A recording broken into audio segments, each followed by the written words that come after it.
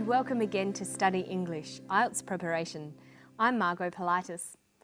Today we're going to look at classification, how things are sorted into classes or groups. We'll listen to an archaeologist talking about artefacts, things left behind from the past, and what sorts of groups they belong to.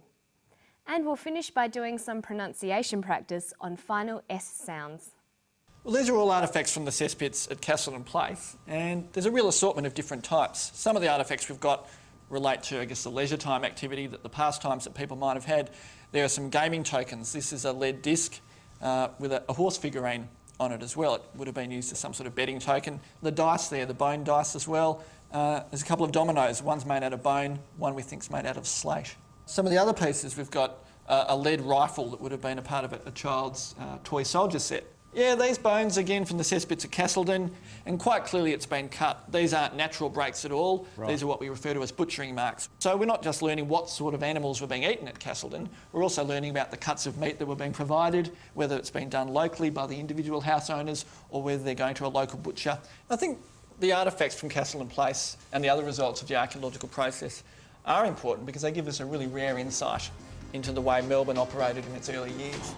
The speaker, Jeremy Smith, is discussing the artefacts he's found in Melbourne.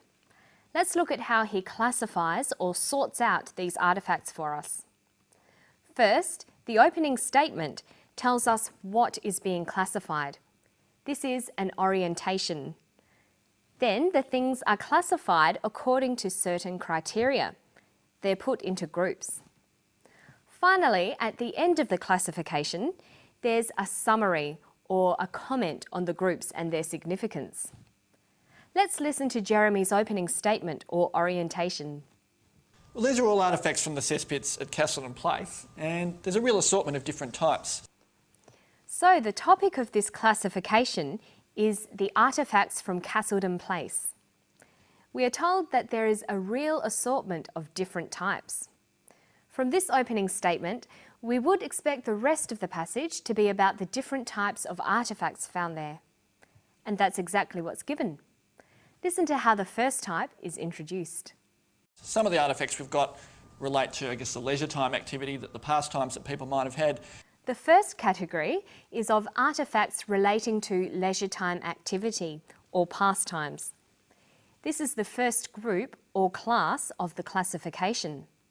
To make this clearer to the reader or listener, he could have used signals to show this was the first category. He could have said, firstly, we have artefacts that relate to leisure time activities. What's the next group? Some of the other pieces, we've got a lead rifle that would have been a part of a child's toy soldier set. So the second category is children's toys. Again, he could have introduced this by saying second or secondly. Secondly, we have children's toys. And what about the third or final category? Yeah, these bones again from the cesspits at Castleton, and quite clearly it's been cut. The third category is to do with bones, evidence of what people ate. So thirdly, we have bones.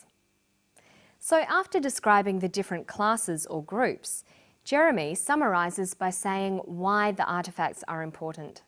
I think the artefacts from Castleton Place and the other results of the archaeological process are important because they give us a really rare insight into the way Melbourne operated in its early years.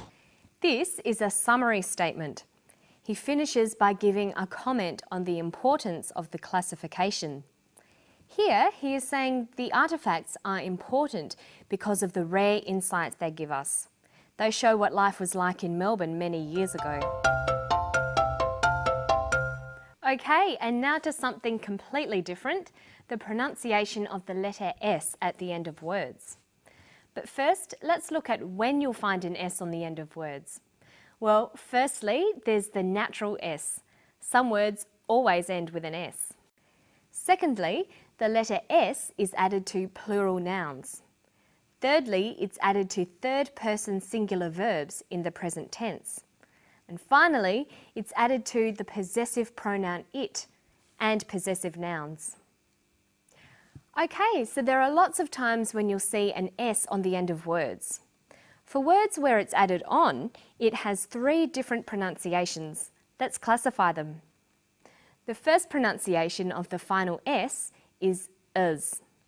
It's pronounced this way after sounds such as s, z, sh, ch and j. Listen for an example in the passage.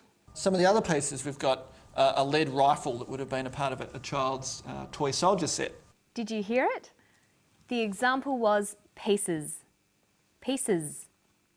The S on the end is pronounced z because it followed an S sound. Other examples are buzzes, wishes, churches, judges. The second way S is pronounced at the end of a word is s. It's pronounced this way after voiceless consonants. P, t, k, f and th. Some examples from the text are artifacts, types, breaks, marks and cuts. The rest of the time, that is after voiced consonants such as b, d, g, l, v, v, m, n, and after vowels and diphthongs, the final S is pronounced z.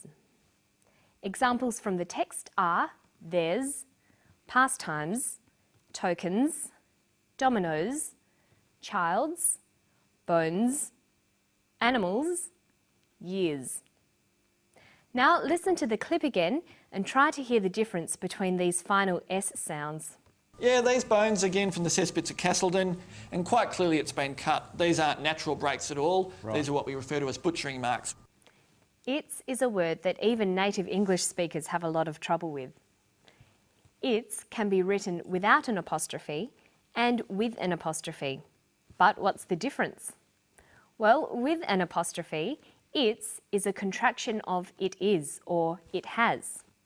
Without an apostrophe, its is a possessive pronoun. The other possessive pronouns are my, your, his, her, our, and their. These are used to show possession. For example, is that your dog? What is its name? Remember that possessive pronouns never have an S added to them, but possessive nouns do. Is that Simon's dog? Apostrophes can often cause trouble for English language learners. They're used with contractions and with possessives. Don't ever use an apostrophe to make nouns plural. There are many students at school. Not, there are many students at school. And don't confuse the contraction of a noun and is with the possessive form of the noun. They look the same, but they mean very different things. Mary's dog is ill means the dog that belongs to Mary is ill. Mary's ill today means Mary is ill. Here, Mary's is a contraction of Mary is. Okay, now let's listen to one last clip, then we'll see if you can add some apostrophes. Some of the other pieces, we've got a lead rifle that would have been a part of a child's toy soldier set.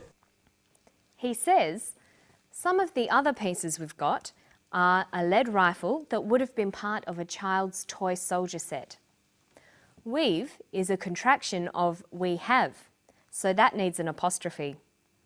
Would've is a contraction of would have, so that needs one too. And the last one? A child's toy soldier set. The toy soldier set belongs to the child. It's a possessive S, so that needs an apostrophe too. And don't forget to practice your pronunciation and punctuation at home whenever you can. You'll get the hang of it quickly, I'm sure. And thanks for joining me for Study English, IELTS preparation. Bye-bye.